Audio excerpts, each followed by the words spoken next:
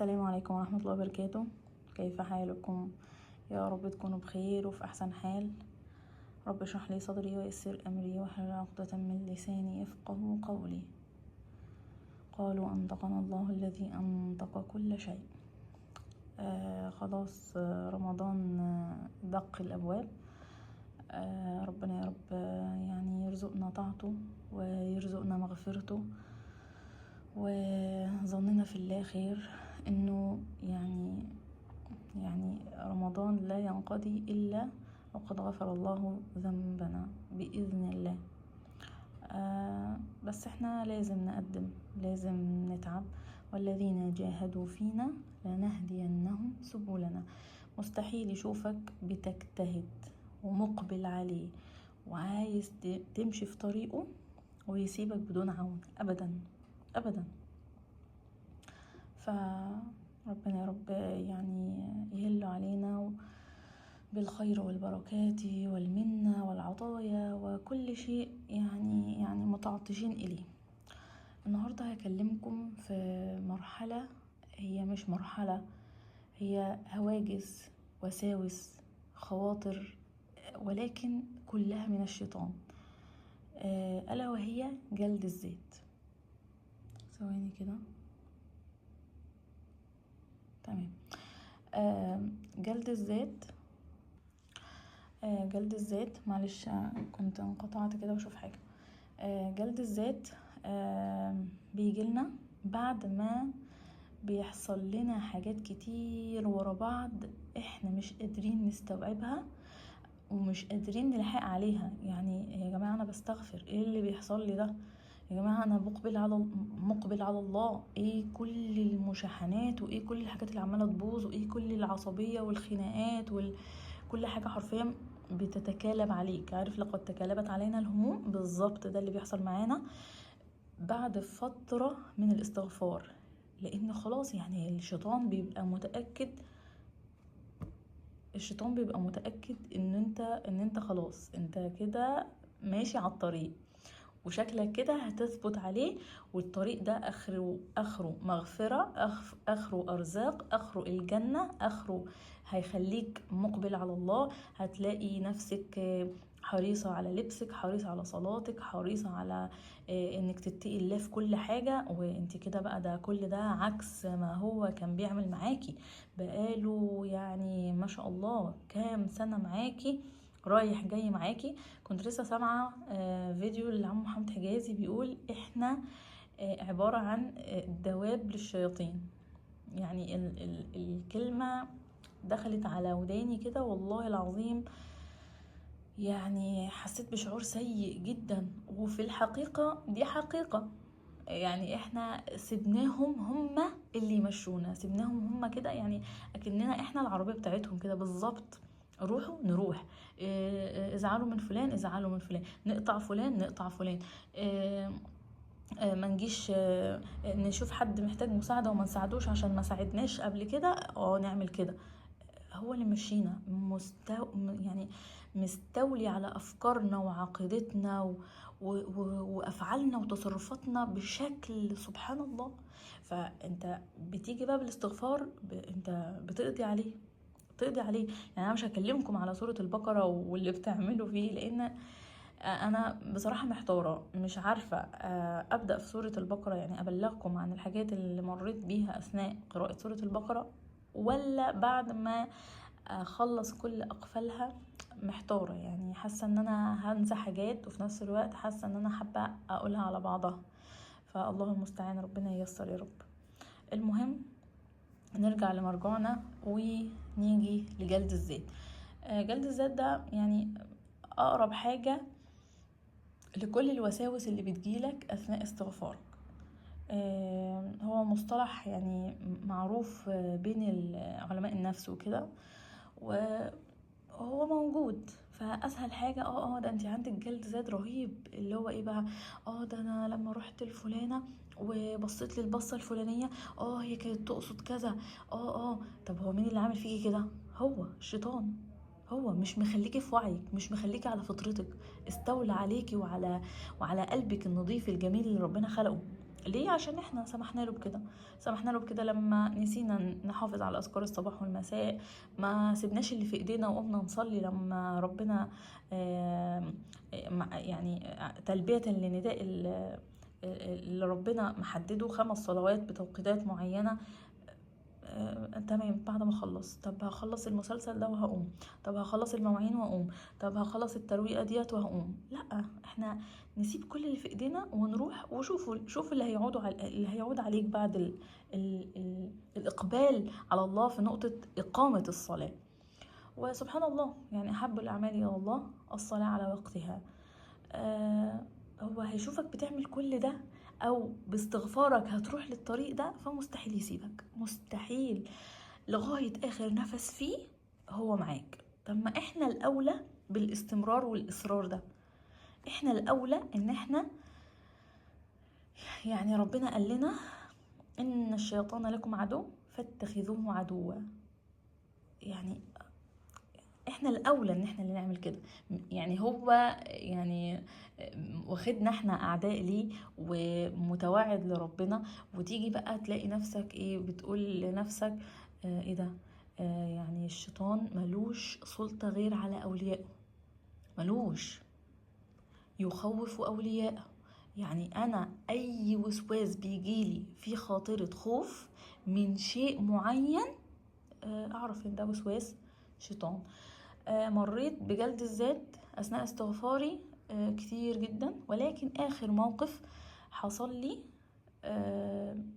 ذكرني بمرحلة جلد الذات، وقررت ان انا اكلمكم عنه، لان في بنات كتير جدا بتبعت لي ومن كلامهم بعرف ان هم عندهم الحتة دي شوية، اللي هو اصلا ربنا بيعمل فيا كده عشان هو انا اذنبت، علشان انا هو غضبان عليا. هو يا جماعة احنا كلنا تحت العقاب وكلنا تحت الابتلاء وكلنا عندنا ذنوب، طول ما احنا مش مستغفرين، طول ما احنا مش مقبلين على الله. ده كلنا. طيب انا ربنا رزقني الاستغفار، لسه غضبان عليا؟ مستحيل. رزقني الاستغفار، لسه انا تحت العقاب وتحت الابتلاء، ولكن انا ربنا رزقني حاجة تخلصني منهم، يبقى خلاص هو اذن برحمتي، اذن بمغفرتي. فنبطل جلد الذات. كان عمو محمد حجازي ليه كلمة قوي بحبها قوي، يقول نشلح السقطات، اشلحوا بقى رداء جلد الذات ده بحاجة واحدة بس، بتذكيرة واحدة بس، انا ربنا رزقني الاستغفار. ما تخليش الشيطان بقى يدخلك من ناحية الاعداد، ده انتي استغفارك قل، هو اصلا انتي يعني هو مش قابل استغفارك. المهم هيدور على يعني ولو حاجة كده، ثغرة صغيرة كده يدخلك منها. الموقف اللي حصل لي وخلاني وذكرني بجلد الذات، وان اكلمكم عنه، وانكم مهما حصل ومهما جالكم من وساوس وخواطر، ايه علاجها؟ الاستمرار. ايه علاجها؟ التحصين. طيب انا الموقفين اللي حصلوا معايا وخلوني افتكر موضوع جلد الذات ده، موقف حصل يوم الاربعاء اللي فات، وموقف حصل تاني يوم الاثنين اللي فات. الموقفين كانوا صعبين جدا جدا، وانا لو ما كنتش على حالي دلوقتي، او لو الموقفين دول حصلوا لي قبل كده قبل ما اكون قطعت شوط كبير في الاستغفار، انا كنت هبقى في حالة هلع، حالة عصبية شديدة، حالة خوف، حالة سوء ظن في الله، يعني سبحان الله، يعني حاجات كتير قوي قوي كانت هتصيبني. ولكن سبحان الله، يعني من ثمرات الاستغفار انه ربنا بيلقي في قلبك التعلق بالله، انت متعلق بالله. يعني الموقف يوم الاربع انا اتعرضت له، يعني انا لغايه اخر لحظه مش حاسه ان في حاجه اوفر حصلت، وبعد ما ادركت الموقف يعني حسيت بشويه الم في بطني من حيث التوتر، وبعدين سرعان ما تذكرت ربنا. يعني دايما يعني احنا عارفين اقدار، يعني الاقدار كلها بإيد ربنا، بس حقيقي احنا بنبقى ناسيين او بنبقى طماعين او بنبقى اللي هو ايه، انا ليه يحصل معايا كده؟ ايوه انا عايزه حاجه انا عايزاها تيجي بقى، ليه ربنا ما يدهنيش؟ يعني ليه كده؟ الموضوع بندخله عافيه، يعني انا ليه يحصل معايا كده؟ وش معنى انا ودون عن الناس كلها يحصل انا معايا ليه؟ كله كده يعني سبحان الله، كأن الشيطان هو اللي بيتكلم. ف يعني ثمرة عظيمة عظيمة ان قلبك يكون متعلق بالله. اول موقف، انتوا عارفين ان انا خارج مصر، ولكن ربنا اراد ليا ان ارجع يوم الاربعاء، تمام.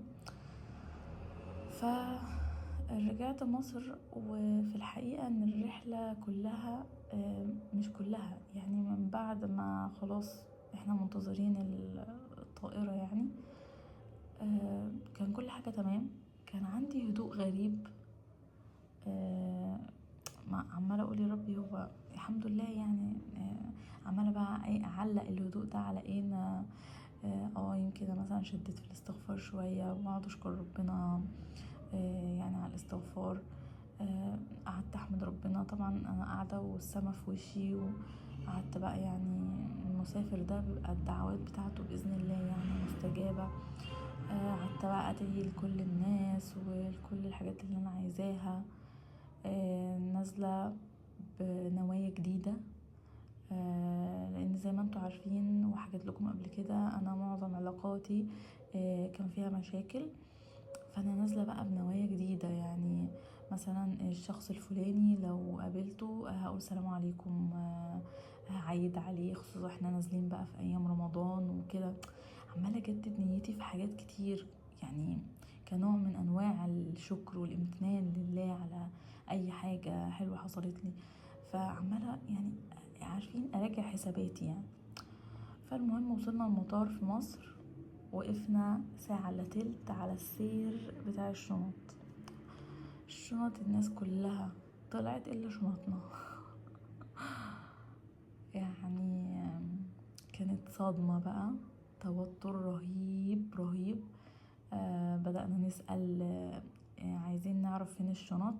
وصلونا بمكان، المكان قال لنا الموظف يعني قال لنا انتوا شنطكم ما جاتش اصلا مصر، يعني ما طلعتش معاكم على الطيارة. الموقف اول مرة نتعرض له، كان صعب جدا، وكان ليه حسابات كتير قوي احنا مش جاهزين ليها. لسه واقفين في المطار مش عارفين نتحرك. طب مطلوب مننا ايه؟ مطلوب منكم ان انتوا تعملوا محضر. عملنا محضر، مفيش اي وسيلة تواصل بينا يعني بالمطار غير رقم المحضر. فطب ناخد رقم الموظف؟ طب مفيش، هو رقم المحضر بس. ومشينا. رجعنا بقى لان انا المطار في القاهرة طبعا وانا مش في القاهرة، بيني وبين مطار القاهرة ممكن ساعة ونص ساعتين. المفروض ان انا وصلت مصر، المفروض بقى ان انا فرحانة ويعني استمتع بقى ان انا نزلت بلدي وكده. انا طول الطريق دماغي مش موجودة، عمالة افكر ايه الموقف الغريب اللي انا محطوطة فيه ده، ومش معايا نت لسه بقى عشان ادخل استفسر اسأل حد اتعرض لموقف زي ده تاني قبل كده، موقف جديد عليا مش عارفة اعمل ايه. فعمالة ربطت بقى ايه الحاجات اللي انا كنت بدعي ربنا بيها طول الرحلة ونواياي اللي عمالة اجددها بالموقف اللي حصل. فعمالة اقول يعني هو ده اختبار ثبات. يعني عمالة اسأل نفسي كده، يعني انا ربنا بيختبرني يقول لي يعني انا عايز ايه؟ لا حاشا، انا يعني ايه، عايزة افهم الحكمة. انا طول الطريق بسأل نفسي ايه الحكمة، يعني ايه الرسالة من ورا الموقف ده. انه اثبت لربنا اني انا تمام، انا لسه عندنا نوايايا، انا لسه يعني اتهزيت، موقف هزني شوية. المهم خدوا عندكم بقى اللي جاية دي.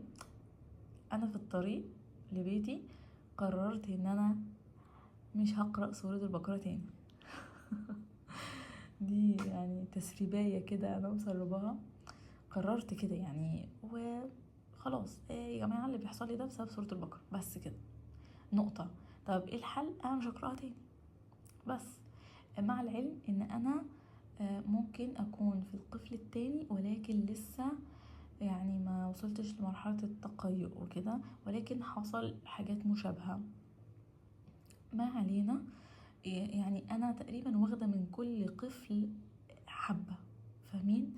ولكن القفل الاول يعني بنسبة ممكن يكون لسه فيه 10%، القفل التاني ممكن قضيت منه 50%.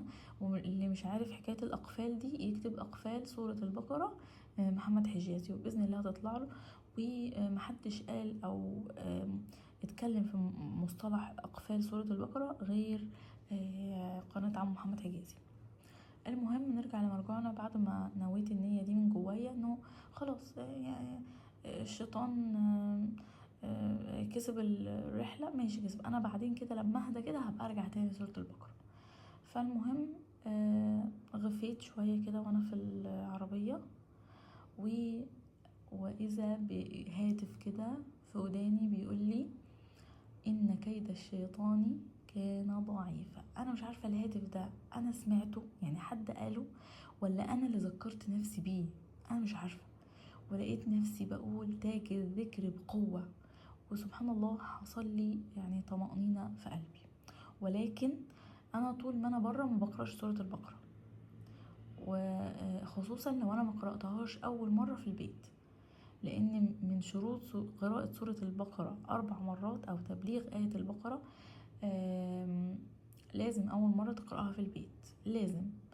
لو حصل وقرأتها برا البيت للأسف بيحصل هجوم شياطين شرس، وده اللي انا عملته وانا رايحة المدينة. للأسف حصل لي هجوم شديد جدا جدا، وقدر الله ما شاء فعل يعني.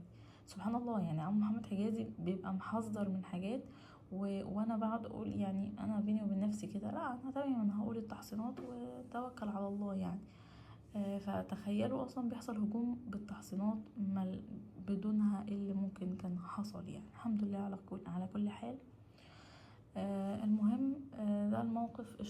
الشنط تواصلنا بعد كده ان الشنط لسه ما جاتش، هتيجي ممكن بالليل، يعني يوم الاربعاء بالليل، وبعد يوم الاربعاء هنوصلها لشركة شحن، وشركة الشحن هتتواصل معاكم على الرقم اللي انتوا سبتوه. نستنى شركة الشحن يوم الخميس مفيش، يوم الجمعة مفيش، يوم السبت مفيش، يوم الحد هي اتصلت بينا وبلغتنا ان احنا هنستلمهم يوم التلات، كده اسبوع كامل. ف بشكل ما تواصلنا معاها وقلنا لهم عايزين مكانكم، واحنا اللي رحنا جبناهم. كان يوم الحد، يعني 5 ايام كاملين، يعني الشنط جات لي 8 بالليل، 5 ايام كاملين يعني الشنط ما كانتش موجودة.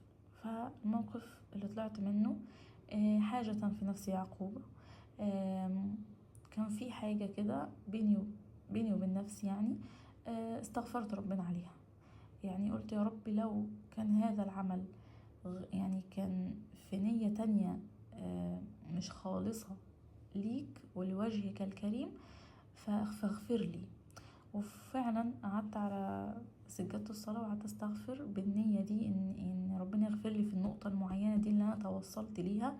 ودي نعمة من نعم الاستغفار علينا، ان احنا يعني الذكر الوحيد اللي بيخليك تراجع حساباتك. ولكن الفرق المرة دي وانا براجع حساباتي ان انا براجع حساباتي بدون جلد.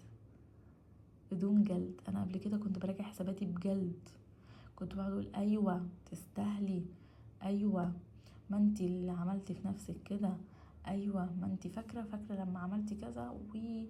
وكلامي مع نفسي وعن نفسي كان سيء جدا جدا.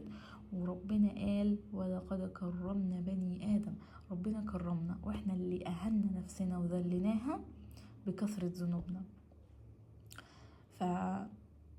فكرة ان انا اراجع حساباتي بدون جلد ذات دي نعمة كبيرة قوي. فكرة ان انا اراجع حساباتي اصلا دي نعمة كبيرة جدا، فالحمد لله يعني. المهم سبحان الله، انا لسه ما وصلتش ل2000 استغفار، لقيت يعني تليفون بيبشرني ان ان الشنط جايه في الطريق. انا لسه ما كملتش، يعني لسه قاعده بقى وعايزه اشد في الاستغفار عشان ربنا ييسر وشركه الشحن تكلمنا وي لا، ده الشنط جايه في الطريق على طول، الحمد لله، وهذا من فضل الله عليا. الشنط جت يوم الحد بالليل تاني يوم على طول بالليل برضو ابني كوبايه ازاز تقع تتكسر، يمشي عليها، رجليه عملت يعني قطعه عميقه في القدم من تحت، يعني كل ده في ثانية، يعني كل ده في دقيقة كده حصل. دم ملا الشقة. نازلين الصيدلية عادي، لأن في صيدليات جنبي بيبقى فيها إسعافات أولية، نازلين عادي جدا بنشوف الموضوع. طلع الموضوع كبير، قالوا لنا اطلعوا على المستشفى. رحنا المستشفى دخلوه على غرز على طول، خد غرزتين ورجعنا في ثانية كده، في ثانية. يعني صرفنا مبلغ تمام. فانا اصلا الموقف بتاع ان الاقي دم كتير وكده، انا في الطبيعي بيحصل لي برضو يعني ايه ده، وببقى مش في حالتي واتخض جدا. لا الحمد لله، بفضل الله كان عندي ثبات الحمد لله. وقعدت برضو راجع حساباتي اليوم ده. ابني يعني ناس كتير قوي شافوه، يعني كان في حفلة استقبال رمضان وحاجات زي كده، ناس كتير شافوه. وحاجة فكرة ان انا صرفت كتير في العلاج سواء مستشفى او دواء، دي برضو نقطة خلتني اراجع حساباتي من ناحية الماديات. انا كده مقصرة تمام، انا كده مقصرة مثلا في الصدقة، مقصرة في ابني نفسه. يعني انا ممكن مثلا اكون استخسرت في نفسي في ابني حاجه ما جبتهاش، فمثلا صرفت، قعدت اراجع حساباتي عموما. فراجعت حساباتي لقيت تمام، انا محتاجه اراجع حساباتي في الصدقه، ومحتاجه اراجع حساباتي في تحصين اولادي.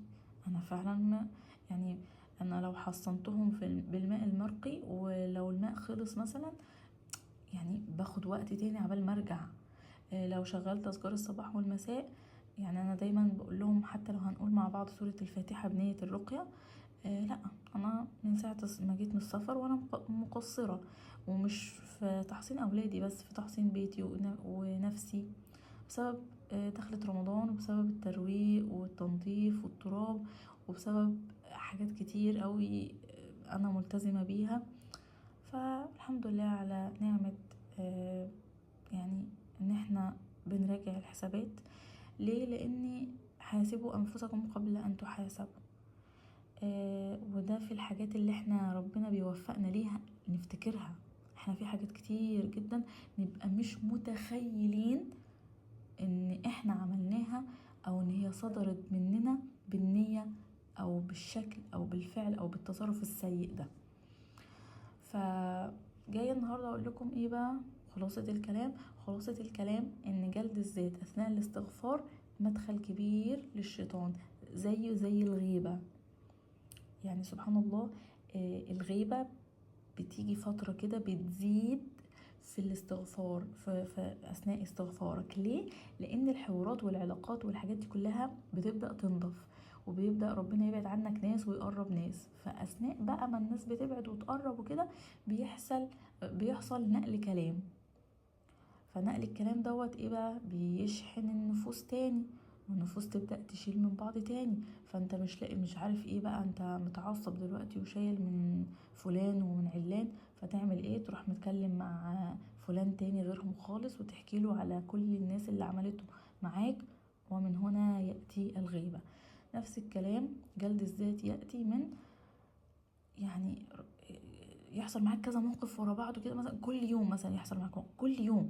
يعني حد كان يقول لي انا بستغفر باعداد كبيره، وكل يوم لازم يحصل لي موقف مش حلو.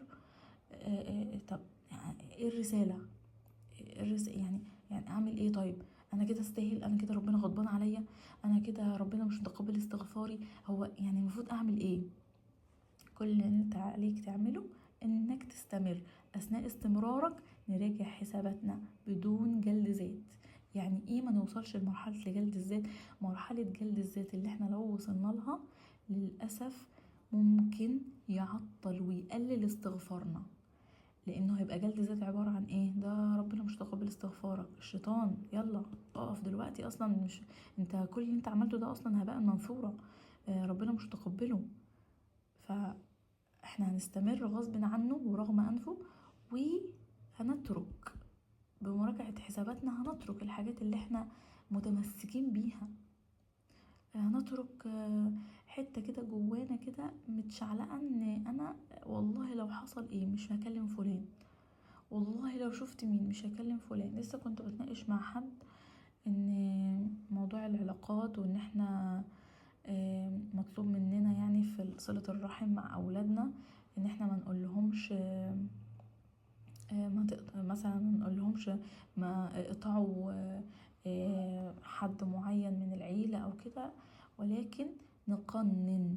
يعني مثلا لو في شخص مؤذي وده ربنا هيكون مسلطه علينا بذنوبنا، نقنن علاقتنا بيه. يعني نقننها ازاي؟ بالابتعاد. حبيبي الشخص دوت بشكل ما، مش لازم نقولها بالكلام. يعني مثلا لو انت متعود تروح للشخص ده 5 مرات في اليوم، هنروح له مرة واحدة بس. متعود تكلم الشخص دوت على الفاضي وعلى المليان، لا هنكلمه في المناسبات بس. ليه؟ علشان في مواقف سيئة صدرت، لازم الشخص اللي قدامنا يعرف ان في مواقف حصلت، وانا من الناحية التانية هشتغل على نفسي بالاستغفار عشان ربنا يكرمني ويغفر لي، وزي ما سلط الشخص ده عليا هيرجع تاني ويهديهولي. وفي الاخر يعني ومن اهتدى فانما يهتدي لنفسه، وان احسنتم احسنتم ايه الايه بتقول ايه؟ استغفر الله، اللي هي فيها ايه؟ الاحسان وإن أحسنتم فلأنفسكم تقريبا، يا رب أكون قلتها صح. فعلا يعني الإحسان، الهدى، التقى، أي يعني صفة احنا عارفينها وممكن نتصف بيها، أو الصفة ما تكونش موجودة عندنا، هي لنفسنا بس، نفسنا هتعود علينا احنا بس. في الأول وفي الآخر هرجع وأذكركم إن ديننا مشحون بالعفو والإحسان، وبرضو في وجزاء سيئة سيئة مثلها، وبرضو في ديننا أمرنا إن احنا نكون عادلين. والعدل إن لو حد مثلا شتمك شتيمة انت تشتمه نفس الشتيمة مثلا يعني، ولكن كده انت خدت حقك في الدنيا وبإيدك. لكن والله العظيم انا جربت الاتنين، جربت ان انا اخد حقي بايدي، يعني مثلا لو حد ضايقني اضايقه، جربت مش هكدب عليكم، واثناء استغفاري على فكرة، لان مكنتش لسه فاهمة ان ده تسليط. واحدة واحدة بدأت افهم ان ده تسليط، وزي ما حكيت لكم قبل كده، اول ما عرفت وفهمت ان ده تسليط من ربنا عليا، وانه سلطهم عليا، انا توقفت تماما عن اي اصدار اي فعل مني، وسبحان الله ربنا كان بيجيب لي حقي. وجربت لا الاتنين، فجربت ان انا اخد حقي بايدي، وجربت ان انا اسيبه لربنا. يعني كمية راحة، كمية قلب صافي، كمية اللي هو ربنا سمعني شايفني، سبحان الله بيبقى طريق عظيم للقرب من الله. لان ربنا دايما بيحب يشوفك محسن، ربنا بيحب دايما يشوفك يعني شخص عندك زيادة في الأخلاق، زيادة في الخير، زيادة في العطاء. فعلشان سبحان الله يعني عشان الكون يعمر. ولا تؤمنوا حتى تحابوا، ولا يؤمن أحدكم حتى يحب لأخيه ما يحب لنفسه. يعني الحديث صعب جدا. يعني تقول ايه ده؟ طب ما انا ده انا كل اللي حواليا مش بحبهم. خلاص راجع علاقتك بربنا، راجع حساباتك، ما بتحبهمش ليه؟ الشيطان موسوس لك كده، تبقى تيجي تشوف مثلا 2 دول بيتكلموا عليا، تيجي تشوف مهيألك ومخليك شايف كل الكون متآمر عليك. وده بسبب ايه؟ بسبب ان ربنا مسلط عليك ذنوبك، علشان دي رسالة قوية جدا جدا جدا. مفادها بيقولك ارجع لي. اعمل ايه؟ استغفر. ايوه بعد الاستغفار كمل، وايوه بعد ما كمل استمر الى ان تلقى الله، استمر الى ان يعني تقطف كل الثمار. كان في حد جميل جدا بيقول لي يعني ايه اكبر ثمرة ممكن اقطفها من الاستغفار. وفي الحقيقة ده سؤال جميل جدا. اكبر ثمرة هتقطفها من الاستغفار ان الاستغفار هيخلي عينك على الدار الاخرة، هيخلي عينك على الجنة، هيخلي عينك على طلب رضا ربنا في الدنيا. سبحان الله، هتلاقي الدنيا جايالك رغم عنها ورغم عنك ورغم أنفها ورغم كل الناس، وهي جايالك وهي في ايدك، انت مش فارقة معاك. مش فارقة معاك يعني بمعنى ايه؟ مثلا حد اداك بونبوناية، الحمد لله والشكر يا رب. حد ما اداكش بونبوناية، انت مش حاسس ان في حاجة ناقصاك، انت تمام. ليه؟ عشان انا عايز ربنا، انا محتاجه، انا عايز الجنة. اللهم ادخلنا الجنة بغير حساب ولا سابقة لعذاب، اللهم إنا نسألك الفردوس الأعلى من الجنة. هنيئا لمن بدأ استغفارا في أول السنة وكمل رمضان داخل علينا، هنيئا له بالمغفرة والرضوان. أهم حاجة مع الاستغفار الترك. إذا هترك إيه؟ هترك ذنوبي. هترك إيه؟ هترك أي فعل ربنا ما بيحبوش. الناس اللي متعلقة بالمسلسلات، الناس اللي متعلقة بالبرامج الكوميديا والحاجات دي، مفيش حد يدخل الجنة يا جماعة تافه. محدش يدخل الجنة شخص تافه. يعني سبحان الله، يعني لما نيجي نبص على اخواتنا، ربنا يا ربي يعني يفرج همهم ويرحم شهدائهم. هتيجي تقول يعني الناس دي ربنا اصطفاهم للشهادة، طب والمفروض ان انا هدخل الجنة، طب انا عامل حسابي على كده بقى، انا عامل حسابي ان ربنا غفور رحيم، طب انا هدخل الجنة ازاي؟ يعني لازم افعالي وتصرفاتي تكون تليق بجنة ربنا، عرضها السماوات والارض. فنترك ودايما تذكروا من ترك شيئا لله عوضه الله خيرا منه. هيعوضك في وقتك ومالك وأسرتك وتصرفاتك وأفعالك، هتلاقي بركة غريبة، هتلاقي سبحان الله ربنا أطلق لسانك بكلام جميل، هتلاقي صحبة صالحة، هتلاقي حاجات كتير قوي قوي كنت حارب نفسك منها بسبب انك متمسك بعادة معينة بترفع عندك الدوبامين شوية. لا خالص. يا ربي، انا يا جماعة انا كنت متعلقة جدا جدا بالمسلسلات التركي، جدا جدا. انا كنت استنى اولادي يناموا علشان اخد وقت كده مقتطع ليا، ويا سلام بقى على البلوجرز اللي انا كنت متابعاهم والناس اللي هم بينزلوا يومياتهم بقى، كانوا بيغذوا عندي الحتة دي اكتر. اللي هو اشوفهم بقى عاملين مثلا جايبين نتفليكس وجايبين فيلم تركي، مسلسل تركي، ذكروني بحاجة، كمية سيئات رايحة وجاية علينا احنا الاتنين ما اقولكمش. عشان كده من موقع هذا اذكركم حبايبي واحنا داخلين على رمضان، لو سمحت من الحاجات اللي نتركها اتركوا واعملوا انفلوا لأي محتوى غير مفيد، اي محتوى لا يذكرني بالله، اي محتوى يذكرني بالله وهو طالع وحاطط فول ميك اب. فول ميك اب، بنات دلوقتي حاطين فول ميك اب وضوافر وعاملين اللي هو الضوافر الجل دي ولا الاكليريك معرفش ايه دي، ويكلمونا عن حديث عن آية قرآنية عن اتركوا بقلب جامد. سبحان الله، انا مش هدخل في النوايا، ولكن يعني الانسان بيأنف اي حاجة مش على طبيعتها. انت شخص بتكلمني عن ربنا، لازم تكون واجهة للدين اللي ربنا انزله وامرنا فيه بحاجات واوامر وتشريعات وقوانين. كنت متابعة حد من بتوع الطاقة، يعني ست كبيرة جدا، مش كبيرة جدا يعني كبيرة بالنسبة، يعني مثلا هي جدة تمام، وبشعرها ماشي، مسلمة طبعا، وبشعرها وبتكلمنا عن ربنا بحب رهيب، وقد ايه يا جماعة لازم تحبوا ربنا، واخدة موضوع الأوراد اقرأوا سورة الفاتحة 40 مرة لمدة 40 يوم وتمنوا أمنية. اقرأوا مش عارفة ايه. انتي بتقولي كلام جميل بس في حاجة ناقصة. مش عارفة اركبكم مع بعض. انا مش عارفة اركب الكلام اللي عن ربنا بشكلي. عشان كده دايما نقول ولا تجعلنا فتنة للذين كفروا. يعني سبحان الله، يعني انا لازم اكون واجهة.